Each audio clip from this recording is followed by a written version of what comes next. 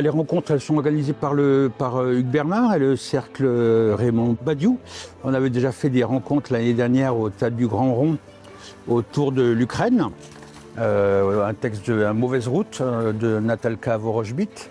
Et puis cette année, voilà, on a profité de la présence de Sébastien Grécourt, qui est traducteur d'albanais et également conseiller au gouvernement de la République du Kosovo.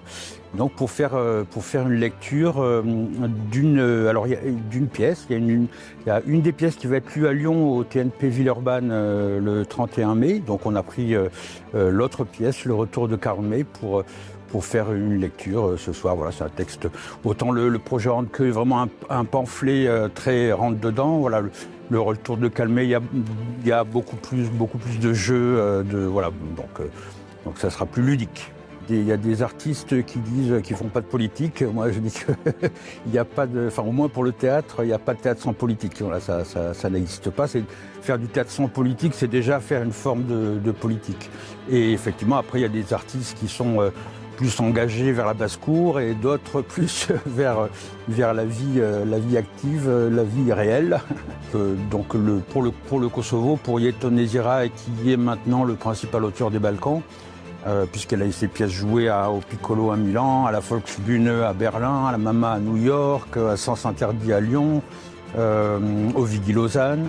Voilà, donc il a plus de preuves à faire.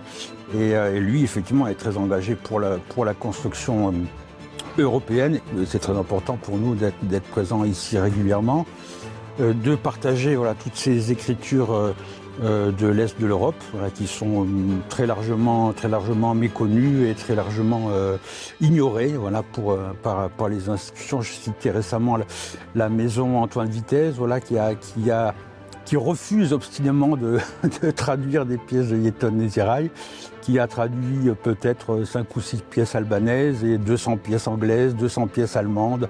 Voilà, c'est un petit peu le rapport qu'il y a dans l'institution théâtrale aujourd'hui. Je pense que c'est effectivement très important de se mobiliser sur la question européenne. Qu'est-ce que ça veut dire, qu'est-ce que ça représente, et surtout d'aller voter le 9 juin.